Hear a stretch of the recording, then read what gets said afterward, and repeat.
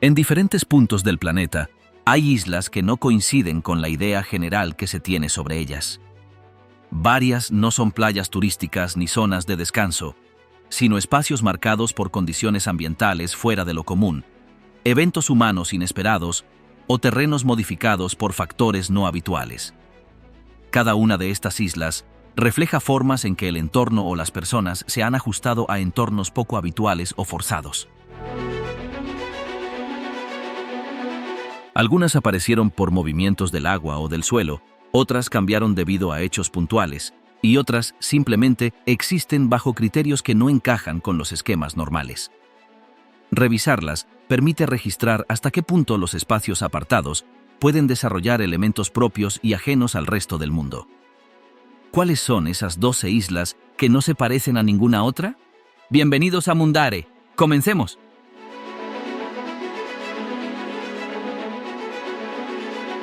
Isla Vozrozhdeniya.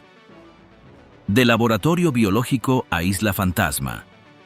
Perdida en medio del mar de Aral, una pequeña masa de tierra sin vegetación ni estructuras modernas fue durante años un punto invisible en los mapas. La llamaban Vozrozhdeniya, y aunque su nombre en ruso significa renacimiento, lo que ocurrió allí fue todo lo contrario. En este rincón olvidado del mundo, la antigua Unión Soviética puso en marcha uno de los proyectos más peligrosos de su historia, un centro de experimentos bacteriológicos que transformó la isla en un laboratorio de guerra invisible. A simple vista, el terreno parecía estéril, seco, tan inhóspito como cualquier otro pedazo de desierto. Pero bajo su superficie, y dentro de edificios que hoy están reducidos a ruinas, se liberaron y probaron cepas letales de ántrax, viruela, peste bubónica y otras enfermedades imposibles de combatir. Durante décadas, científicos militares soviéticos trabajaron aquí sin testigos, sin interferencias y sin registros públicos. Todo era parte de un programa secreto destinado a desarrollar armas biológicas capaces de eliminar poblaciones enteras sin necesidad de bombas o balas. La ubicación remota tenía un propósito claro: aislamiento absoluto. Vozrozhdeniya estaba tan alejada del continente que nadie podía escapar con facilidad ni espiar lo que sucedía dentro. Los científicos y soldados que llegaban eran transportados en barcos militares y una vez allí quedaban atrapados en una especie de burbuja tóxica. Los ensayos se hacían en jaulas, laboratorios subterráneos o directamente al aire libre, en zonas controladas. Animales infectados eran liberados para medir cuánto tiempo tardaban en contagiar a otros o en morir. Algunas pruebas incluían dispersar microbios en el aire para evaluar su alcance real sobre cuerpos vivos. Aunque la isla nunca tuvo grandes instalaciones visibles, el complejo subterráneo era extenso.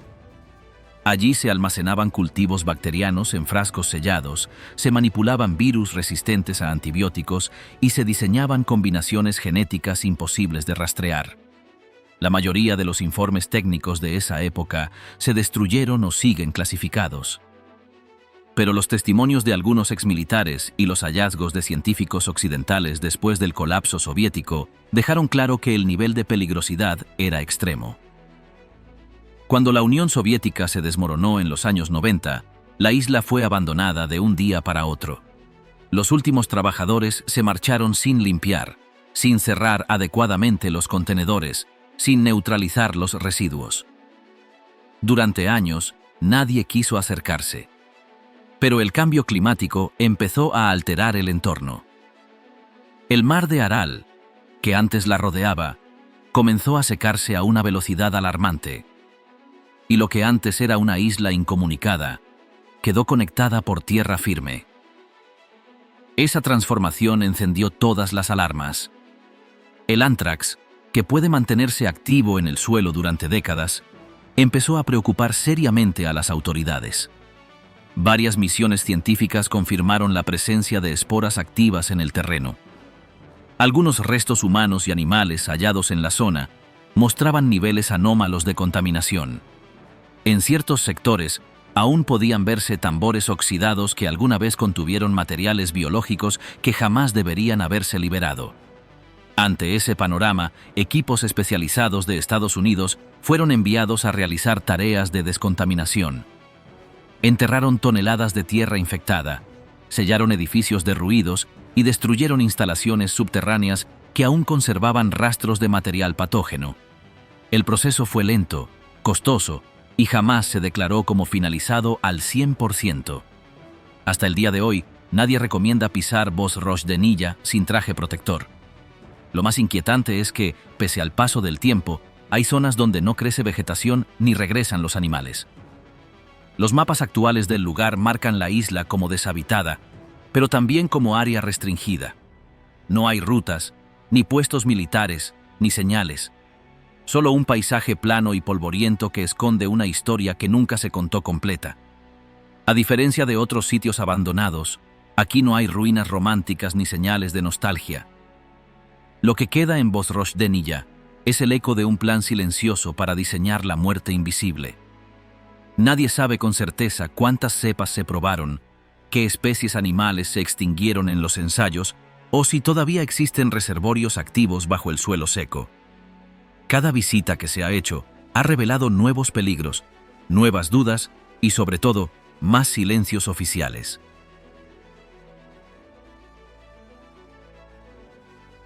Isla Clipperton, un paraíso convertido en infierno.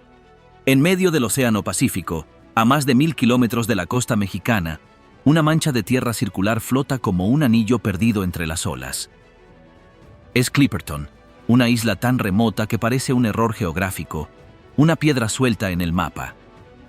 Vista desde el aire, tiene forma de atolón cerrado, con una laguna interior de agua salobre y bordes cubiertos por arena y rocas volcánicas. Pero lo que la hace verdaderamente extraña no es su forma ni su ubicación, sino lo que ocurrió allí cuando un grupo de personas quedó atrapado sin salida. Clipperton fue reclamada por distintas potencias a lo largo del siglo XIX por una razón simple: el guano.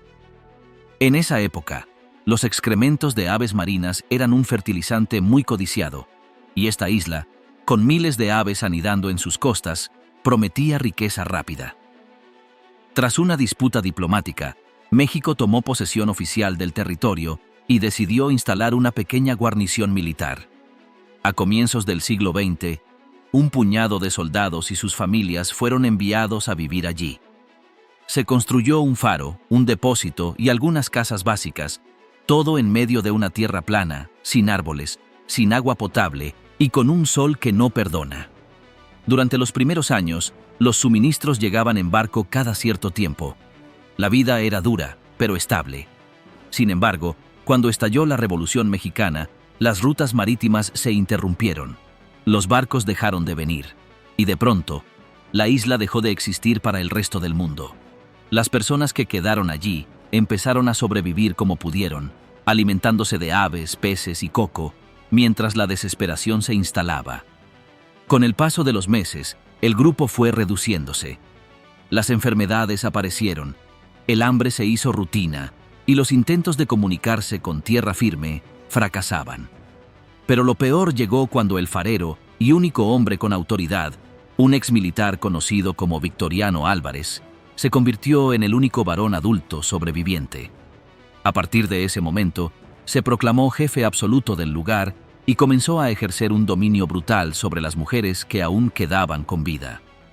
Durante más de un año, Álvarez controló la isla con violencia, abusos constantes y amenazas. Las mujeres no podían escapar ni rebelarse. No tenían a quién acudir. Solo cuando un barco estadounidense llegó por sorpresa al islote, el horror fue descubierto. Una de las mujeres logró asesinar a Álvarez poco antes del rescate. Cuando los marinos desembarcaron, encontraron solo a 3 mujeres y 8 niños, todos marcados física y emocionalmente por lo que habían vivido. Lo más perturbador de la historia de Clipperton es cómo el aislamiento absoluto transformó un destacamento en una prisión sin barrotes. No fue la naturaleza la que arrasó con el grupo, sino el colapso total del orden social. La falta de normas, vigilancia y comunicación con el exterior convirtió ese pequeño territorio en un experimento fallido de convivencia humana. Nadie imaginó que en medio del Pacífico, surgiría un caso extremo de violencia y tiranía, mucho antes de que existieran realidades como las de ciertas islas prisión o colonias penales. Tras el rescate, México abandonó Clipperton. Ya no interesaba. Con el tiempo, el atolón pasó a manos de Francia, que lo administra hasta hoy como territorio de ultramar, aunque no hay pobladores permanentes. Algunas expediciones científicas han llegado para estudiar la flora y fauna del lugar, pero no hay rastros de las construcciones originales. Todo lo que hubo fue devorado por la intemperie. Hoy solo quedan ruinas, esqueletos de estructuras y relatos de lo que ocurrió en aquel rincón olvidado. La laguna interior sigue ahí, sin salida al mar, llena de agua amarga y sin peces. Las aves continúan sobrevolando las playas, como si nada hubiera pasado. Pero bajo esa imagen tranquila, Clipperton guarda el recuerdo de uno de los episodios más oscuros que ha vivido un grupo humano en pleno aislamiento. Un sitio que alguna vez se creyó estratégico, terminó siendo una trampa mortal donde el poder y el miedo hicieron de las suyas.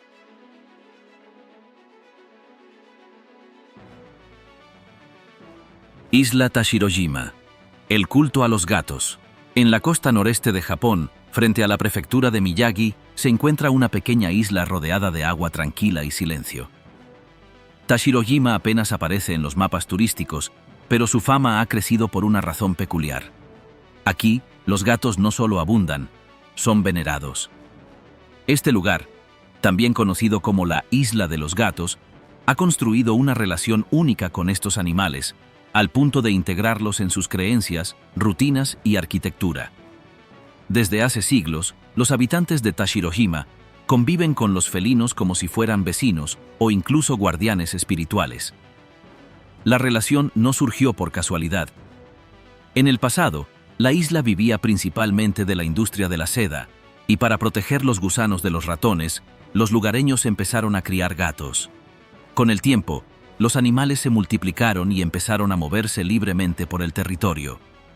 Pero en vez de verlos como simples acompañantes, los isleños comenzaron a considerarlos portadores de buena suerte. La mayoría de los residentes cree que alimentar a un gato o cuidarlo puede atraer prosperidad y salud.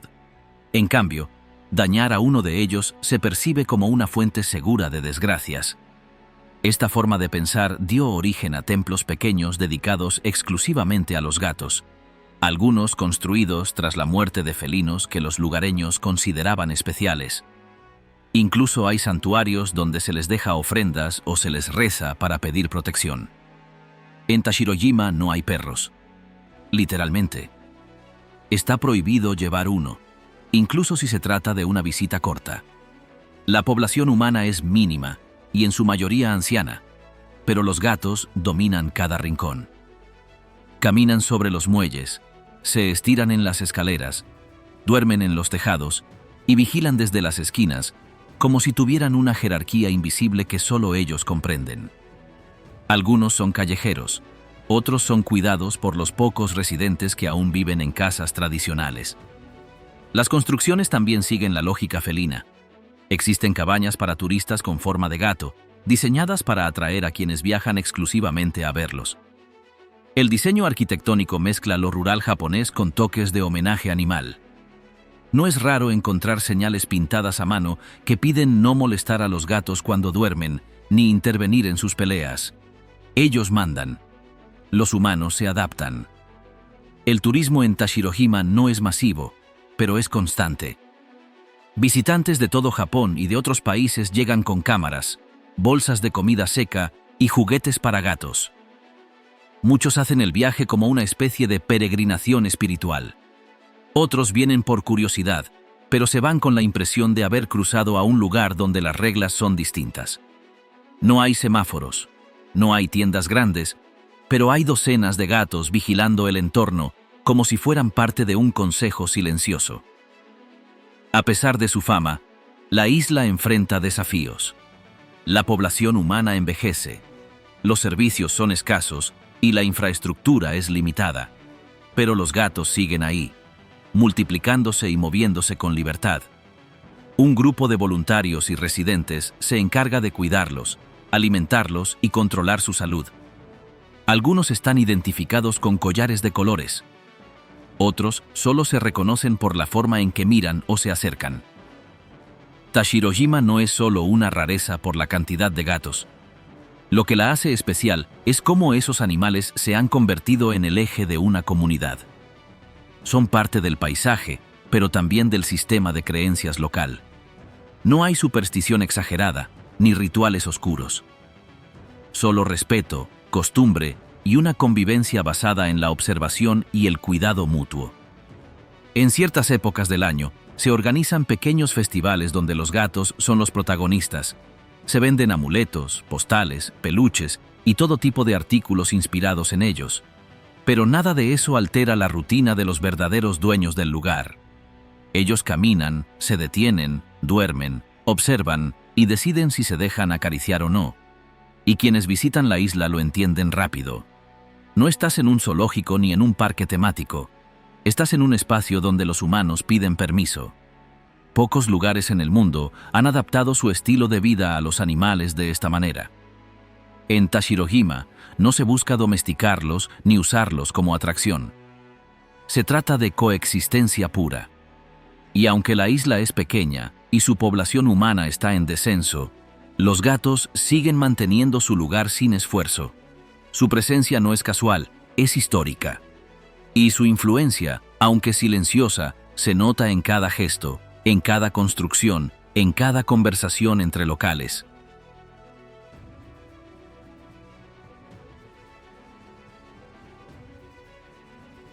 Isla Runit, el cementerio nuclear del Pacífico. En medio de las Islas Marshall, sobre una pequeña porción de tierra rodeada por aguas tranquilas, se encuentra una estructura de concreto semicircular que no figura en folletos turísticos ni en campañas de promoción ambiental. Es la cúpula de Runit, un bloque sellado que cubre toneladas de residuos nucleares enterrados tras décadas de ensayos atómicos. Lo que parece una losa común es, en realidad, uno de los puntos más peligrosos del Pacífico.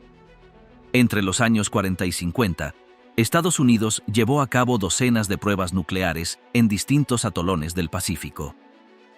Uno de los puntos más utilizados fue el atolón de Enewetak. Las explosiones destruyeron la vegetación, alteraron el suelo y liberaron niveles extremos de radiación. Años después, cuando las pruebas cesaron, surgió la necesidad de contener los residuos. La solución fue reunir parte del material contaminado en una isla cercana, Runit. Allí, con maquinaria pesada y personal militar, se excavaron cráteres, se arrojaron escombros radiactivos y se tapó todo con una enorme capa de cemento. La estructura, conocida como The Dome, o la cúpula, fue pensada como una medida temporal, pero nunca fue reemplazada. Desde entonces, permanece ahí, sin mantenimiento activo, soportando el calor, la humedad y la presión del mar. Lo más alarmante es que la cúpula fue construida sobre un terreno poroso. Debajo de ella, el suelo no es sólido, y el agua salada del océano penetra por las grietas. Con cada marea alta, parte de esa radiación acumulada entra en contacto con el mar. No hay un sistema de filtración ni un perímetro de protección. Solo una advertencia de no acercarse y un círculo de concreto visiblemente agrietado. Los habitantes de las islas cercanas han denunciado durante años los efectos secundarios. Aumentos en enfermedades, cambios en la pesca local y restricciones para acceder a ciertas áreas del atolón. Aunque se han hecho estudios esporádicos, no existe una vigilancia continua ni un plan oficial de contención a largo plazo. Algunos informes han indicado que los niveles de radiación alrededor de Runit siguen siendo altos y que el material enterrado contiene plutonio 239, una de las sustancias más peligrosas conocidas. Pese a todo esto, la cúpula sigue sin ser sellada de forma definitiva. Técnicamente está bajo jurisdicción estadounidense, pero las Islas Marshall no tienen recursos suficientes para intervenir. Cada año, la preocupación aumenta por el avance del nivel del mar. Si el agua sube lo suficiente, la estructura podría fracturarse o quedar sumergida. Y con eso, el contenido que guarda podría dispersarse sin control por el Pacífico. La cúpula no tiene vigilancia armada ni muros de contención. Quienes se acercan en pequeñas embarcaciones pueden verla desde lejos como una superficie gris entre palmeras. No hay personal científico permanente, ni radares, ni sistemas de seguridad. Solo concreto viejo, marcas de deterioro y silencio. Este lugar no es ruina ni monumento. Es un contenedor de restos atómicos que nunca debió quedar al aire libre. Muchos de los militares que trabajaron en la construcción de la cúpula desarrollaron enfermedades relacionadas con la radiación. Varios de ellos reclamaron compensaciones sin éxito.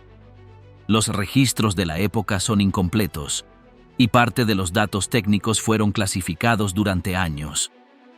A diferencia de otras zonas afectadas por pruebas nucleares, Runit no fue evacuada por explosiones recientes. Fue utilizada como depósito de los desechos más peligrosos, sin previsión de futuro. No hay rutas marcadas, ni centros de información, ni visitas permitidas. Pero la cúpula sigue ahí, soportando filtraciones, temblores ocasionales y el paso del tiempo.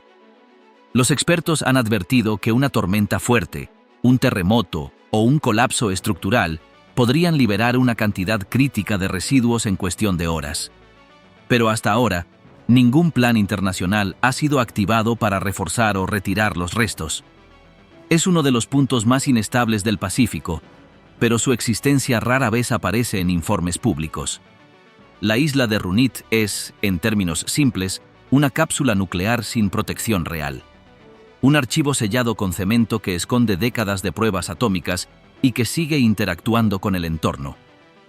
Cada ola que golpea su superficie erosiona un poco más los bordes. Cada año que pasa, su estructura se debilita, pero nadie interviene.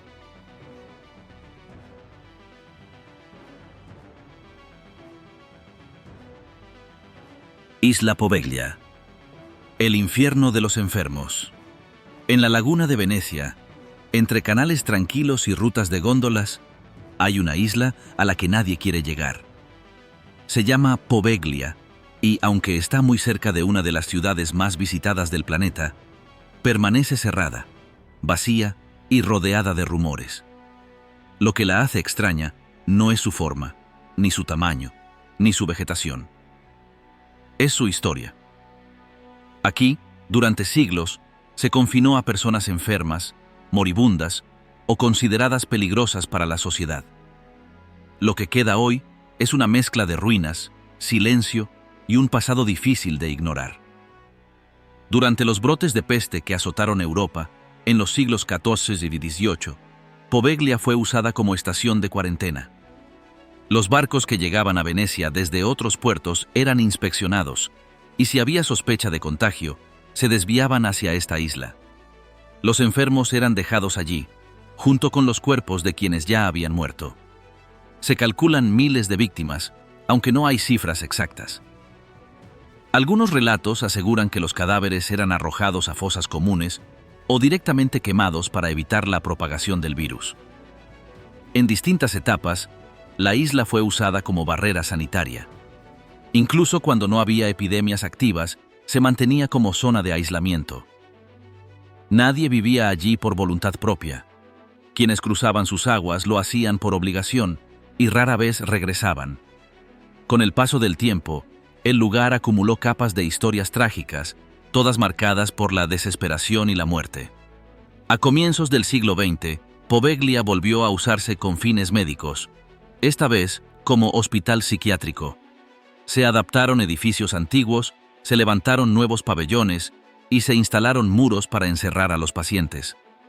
No hay registros claros sobre las condiciones internas del hospital, pero múltiples fuentes coinciden en que era un sitio de encierro más que de tratamiento. Muchos internos pasaban años sin contacto con el exterior, sin diagnóstico claro y sin posibilidad de ser liberados. Con los años, empezaron a circular versiones sobre prácticas médicas dudosas dentro del hospital. Se hablaba de tratamientos extremos, de cirugías sin anestesia, de métodos que hoy serían impensables. Algunas versiones mencionan a un médico que, tras supuestas experiencias traumáticas, terminó arrojándose desde el campanario del hospital. Aunque no existen pruebas documentadas de ese hecho, el relato ha sido repetido tantas veces que forma parte del imaginario de la isla. A finales de los años 60, el hospital fue clausurado. Los últimos trabajadores y pacientes fueron evacuados, y desde entonces, Poveglia quedó vacía. Los edificios se abandonaron tal como estaban: camas oxidadas, sillas de ruedas rotas, papeles médicos esparcidos por el suelo y ventanas selladas con tablones. Las estructuras siguen en pie, pero cubiertas de maleza, humedad y silencio.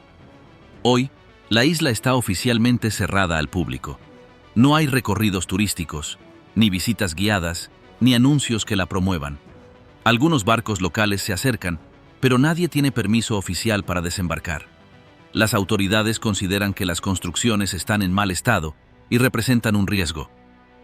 Sin embargo, eso no ha impedido que aventureros o investigadores independientes intenten entrar por su cuenta. Lo más impactante de Poveglia no es lo que se ve, sino lo que se sabe. Cada rincón tiene una historia ligada al sufrimiento. Bajo el suelo hay restos humanos mezclados con la tierra. En algunos puntos, la capa de ceniza que cubre ciertas zonas todavía se asocia con las quemas masivas de cuerpos. Los muros del hospital, deteriorados por el tiempo, todavía conservan grafitis, nombres grabados y señales de encierro. No hay electricidad, ni sonido, ni movimiento humano.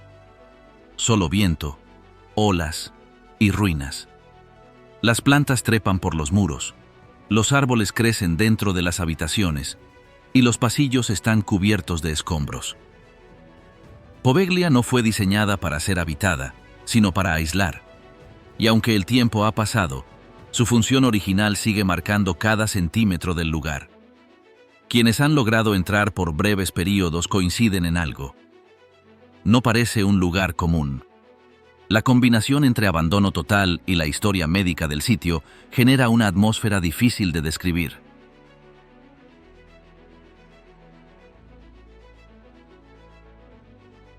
Isla Rhamri, la masacre de los cocodrilos. En la costa oeste de Birmania, hoy conocida como Myanmar, se encuentra una isla rodeada por manglares densos, agua salobre y vegetación impenetrable.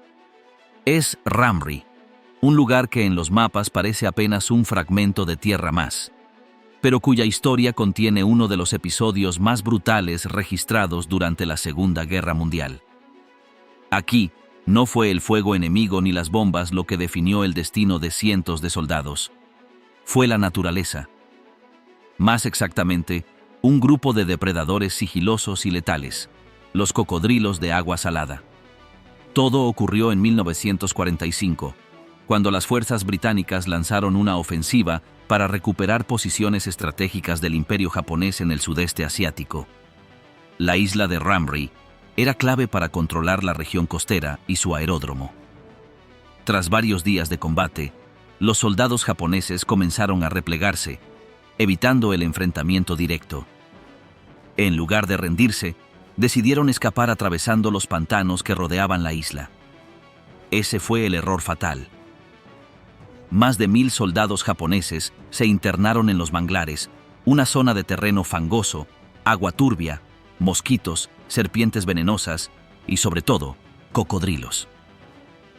Estas criaturas, que pueden alcanzar hasta 7 metros de largo, se ocultan entre la vegetación, se deslizan en silencio por el agua y atacan sin previo aviso.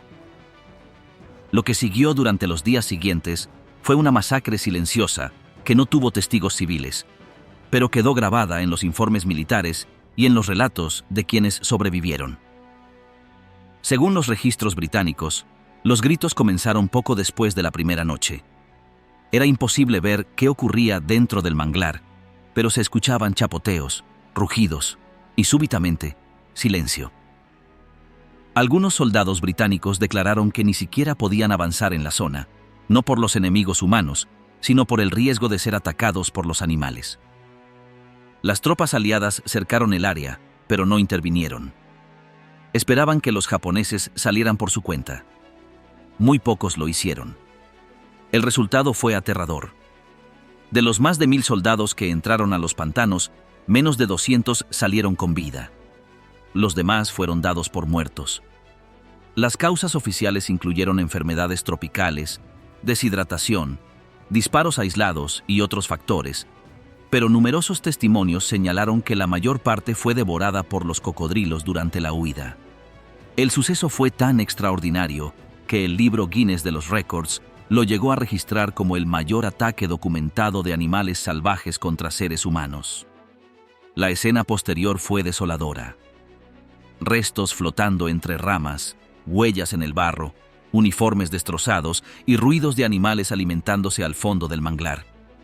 Las unidades médicas aliadas reportaron que nunca habían visto una situación así. No era una emboscada, ni un campo minado, ni un bombardeo. Era el ecosistema actuando con su propio ritmo, sin órdenes, sin estrategia militar. Hasta hoy, los especialistas siguen debatiendo la cifra exacta de víctimas por ataque animal. Algunos historiadores consideran que el número pudo ser menor y que otros factores, como infecciones o disparos entre soldados, también causaron muchas muertes. Sin embargo, nadie niega que los cocodrilos estuvieron presentes en gran número y que los ataques fueron reales, documentados y devastadores. La isla de Rhamri, desde entonces, ha sido evitada por muchos. No hay desarrollo turístico, ni rutas marcadas, ni señalización histórica. Los manglares siguen ahí, espesos, húmedos, llenos de sombra. Los cocodrilos también continúan habitando el lugar, moviéndose lentamente bajo la superficie.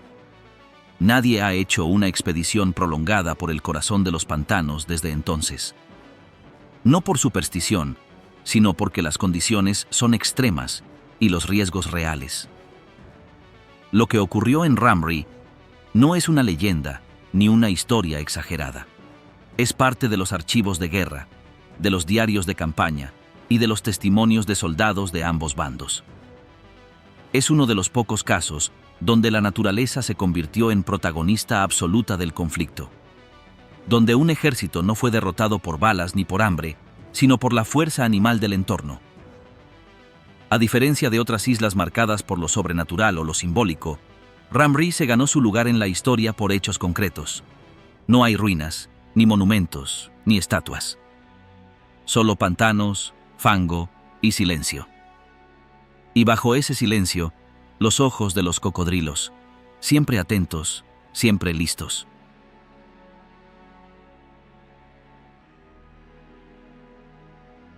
Isla Miyake-jima, donde todos viven con máscaras de gas.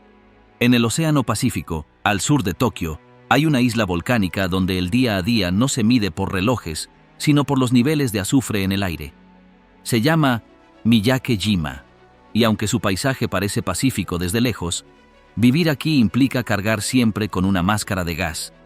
No por protocolo ni paranoia, sino porque el volcán que domina la isla sigue activo y emite constantemente gases tóxicos que podrían asfixiar sin previo aviso.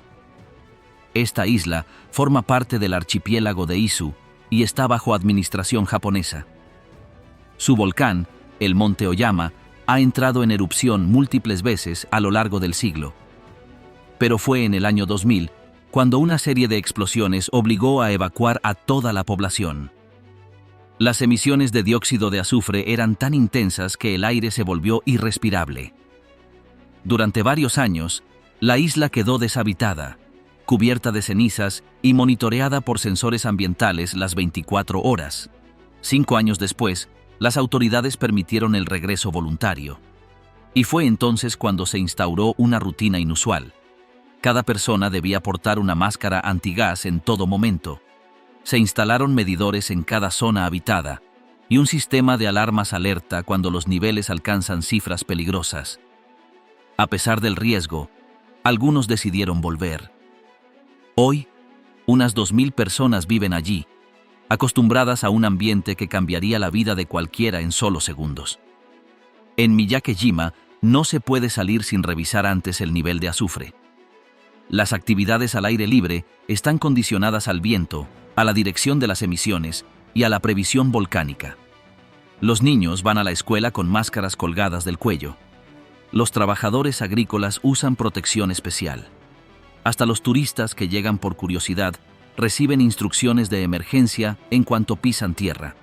Las casas están reforzadas para evitar filtraciones y las ventanas deben mantenerse cerradas en determinados días. Las autoridades locales publican informes diarios sobre la calidad del aire. En algunos momentos, la concentración de dióxido de azufre es tan alta que las máscaras son obligatorias incluso dentro de ciertos edificios. Vivir en Miyake-jima no es una elección cómoda. Es una adaptación forzada a un entorno que impone sus propias reglas. A pesar del peligro, muchos de los que regresaron aseguran que no podrían vivir en otro sitio.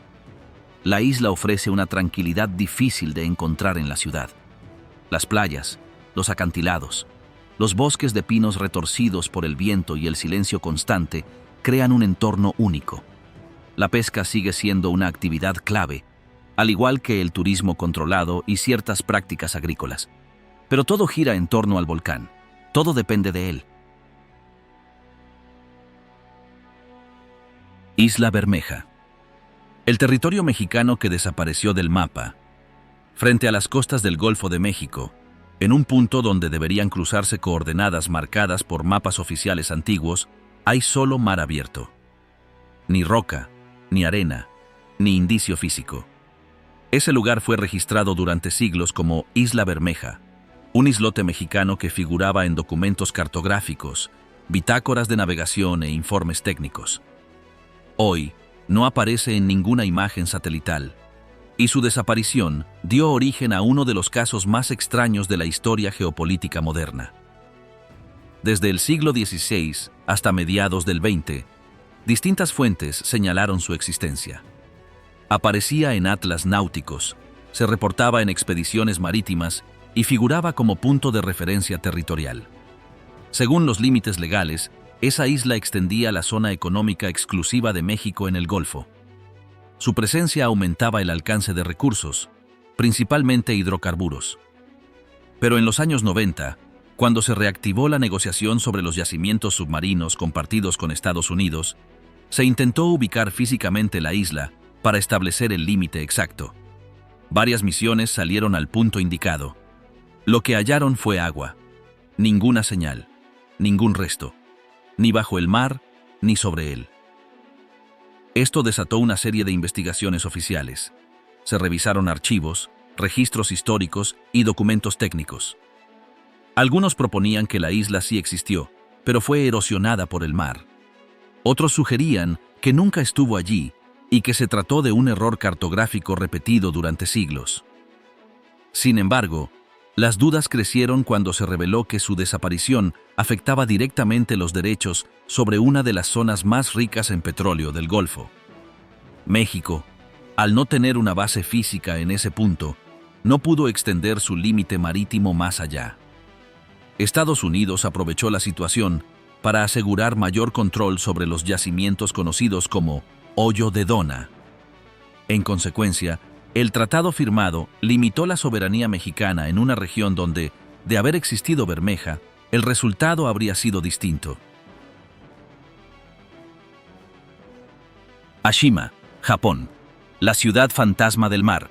A unos 20 kilómetros de la costa de Nagasaki, flota una silueta extraña entre las olas del mar.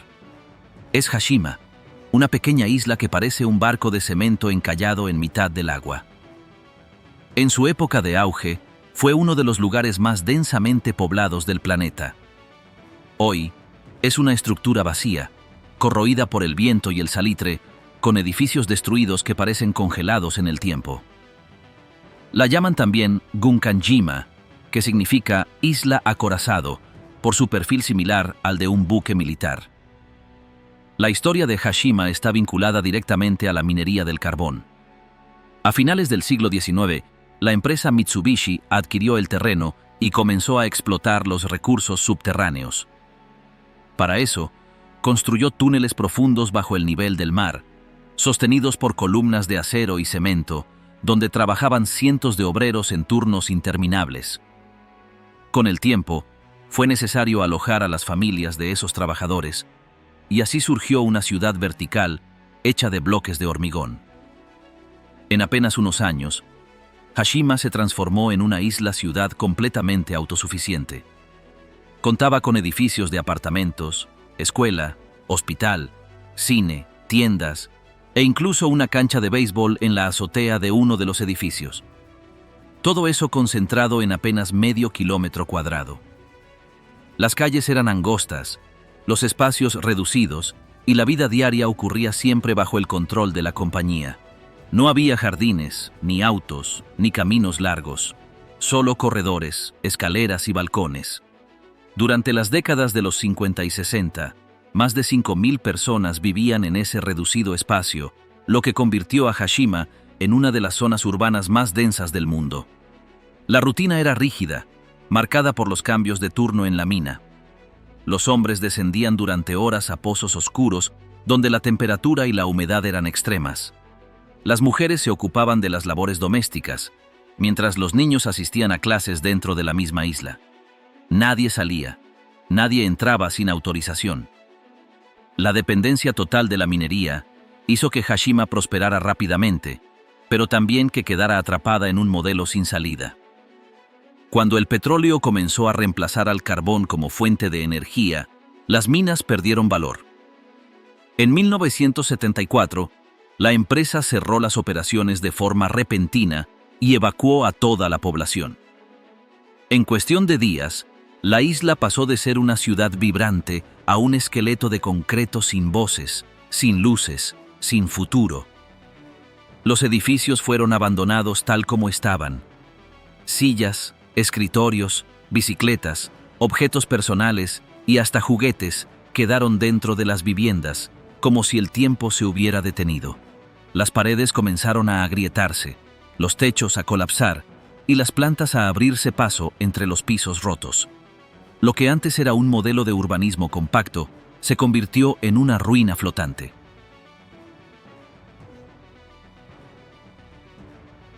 Isla de las Muñecas, México. Un lugar para los valientes. En medio de los canales de Xochimilco, al sur de Ciudad de México, hay un islote cubierto de vegetación densa, ramas entrelazadas y un silencio que no encaja con el bullicio turístico de la zona. A simple vista parece una chinampa más, de las tantas que flotan entre las aguas tranquilas. Pero basta acercarse para notar que algo no encaja. Cientos de muñecas cuelgan de árboles, cercas y paredes. Algunas están rotas, otras sin ojos, muchas cubiertas de moho y telarañas. El lugar es conocido como la Isla de las Muñecas, y aunque hoy atrae a curiosos de todas partes, su origen está marcado por una historia solitaria y perturbadora. Décadas atrás, este terreno era habitado por un solo hombre, Julián Santana Barrera. Decidió aislarse de la ciudad y llevar una vida tranquila rodeado de naturaleza. Pero un evento cambió por completo su relación con la isla. Según contaba él mismo, un día encontró el cuerpo de una niña flotando en el canal, aparentemente ahogada. Cerca de ella, una muñeca flotaba entre el lodo. Desde entonces, convencido de que el espíritu de la niña seguía presente, comenzó a colgar muñecas como una forma de protección, tributo o compañía para la pequeña fallecida. Lo que empezó como un gesto aislado se convirtió con el tiempo en una obsesión. Cada vez que encontraba una muñeca en el canal o en la basura, la recogía y la colgaba. A veces las amarraba con alambre, otras las clavaba en troncos o postes. No importaba su estado, sucias, incompletas, deformadas. Todas servían para mantener la presencia de la niña calmada, según sus palabras. Así, con los años, la isla se fue cubriendo con figuras que parecían observar a los visitantes desde todos los ángulos. Julián vivió allí solo durante décadas. No tenía electricidad, ni televisión, ni comodidades modernas. Solo él, sus cultivos, sus muñecas y los ruidos del entorno. Algunos vecinos lo visitaban ocasionalmente para llevarle provisiones o conversar. Todos coincidían en que era un hombre tranquilo, aunque cada vez más retraído. Hablaba de ruidos extraños, de sombras entre los árboles, de susurros por la noche. Nadie sabía si eran fantasías, recuerdos o simplemente efectos del aislamiento prolongado. Con el tiempo, la isla comenzó a llamar la atención de quienes navegaban por los canales. Algunos se asustaban, otros sentían curiosidad. La imagen era demasiado fuerte para pasar desapercibida. Figuras infantiles colgando del cuello, muñecas sin cabeza, ojos vacíos mirando al agua. No había orden ni patrón, solo acumulación. Cada rincón tenía una figura distinta, una escena congelada que parecía contar una historia sin palabras.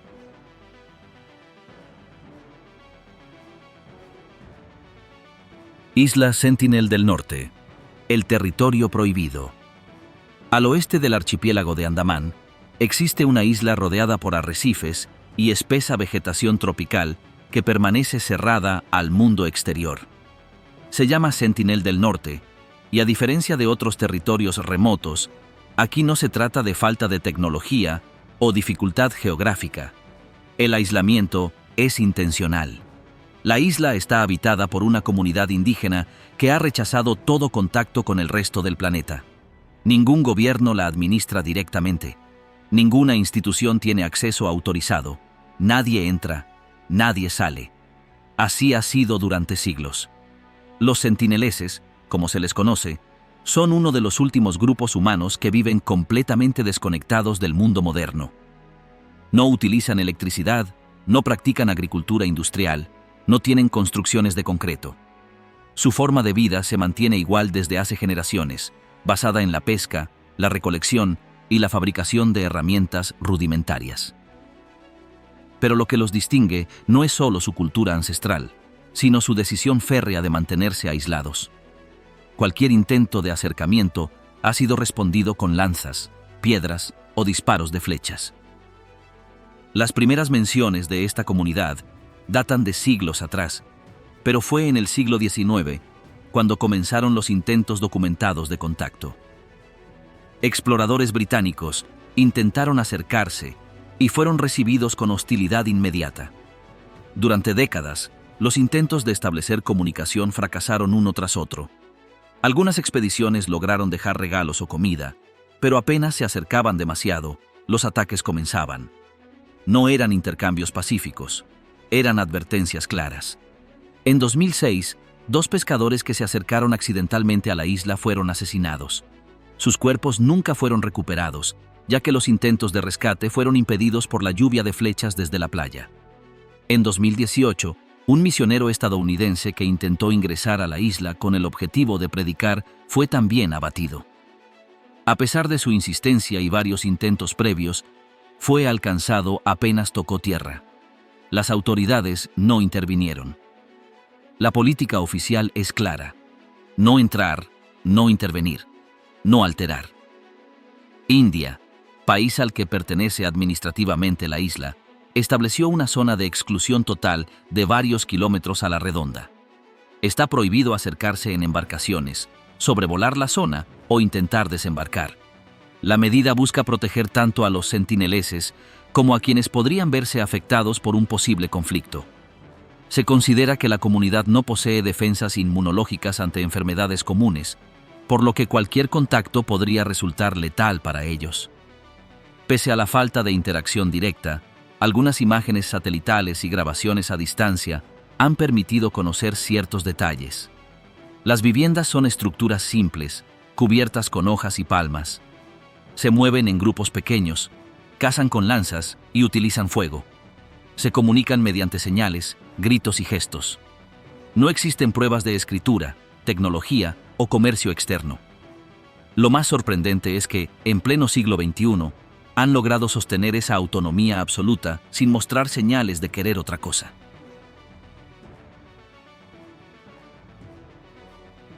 Socotra, el jardín alienígena del Océano Índico. En medio del Océano Índico, frente a las costas de Yemen, se alza una isla que parece salida de otro planeta. Su nombre es Socotra, y desde el primer vistazo queda claro que este lugar no encaja con ningún otro en el mundo.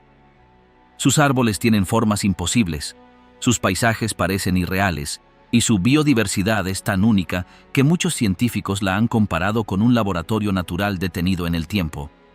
Lo que hace tan particular a Socotra es su aislamiento. Durante millones de años, esta porción de tierra se mantuvo separada del resto de los continentes. Esa separación prolongada permitió el desarrollo de especies que no existen en ningún otro lugar.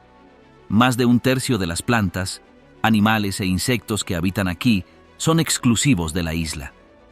No se encuentran en África, ni en Asia, ni en ninguna otra parte del mundo. El símbolo más reconocido de Socotra es el árbol conocido como sangre de dragón. Su copa tiene forma de paraguas abierto, con ramas gruesas y una corteza que, al ser cortada, libera una savia rojiza que recuerda a la sangre seca. Desde tiempos antiguos, esta sustancia ha sido usada como tinte, medicina y barniz. Pero más allá de su utilidad, lo que impacta es su apariencia. Decenas de estos árboles cubren las laderas rocosas como esculturas vivas. Otra especie extraña es la rosa del desierto, una planta con forma de botella que almacena agua en su base y parece haber sido moldeada por manos humanas. En Socotra, los cactus no tienen espinas comunes, las flores tienen colores inusuales y los arbustos crecen en formaciones retorcidas que no se ven en ningún otro ecosistema. A pesar de su valor ecológico, la isla sigue siendo poco conocida fuera de los círculos científicos. No forma parte de los circuitos turísticos habituales y su acceso está limitado por la ubicación geográfica y la inestabilidad política de la región. Quienes logran llegar describen la experiencia como un viaje al origen de la vida. No hay señales de publicidad, ni luces de neón, ni multitudes. Solo tierra, viento, mar y un catálogo completo de especies imposibles de encontrar en otro lugar. Para muchos, esta isla representa una cápsula del tiempo natural. Para otros, un último refugio de lo que el mundo fue antes de que todo se volviera urbano, artificial y predecible. Sea cual sea la mirada, lo cierto es que Socotra no solo es extraña, es irrepetible. Mediante estos territorios quedó registrado cómo el ambiente y los grupos humanos han generado sitios distintos al resto. Cada isla presentada conserva un recorrido propio, condicionado por situaciones poco comunes, formas de vida no previstas o hechos que alteraron el curso habitual. Estos lugares, apartados o modificados, continúan siendo evidencia de cómo los espacios y lo que ocurre en ellos pueden tomar rumbos que no siguen ninguna regla fija.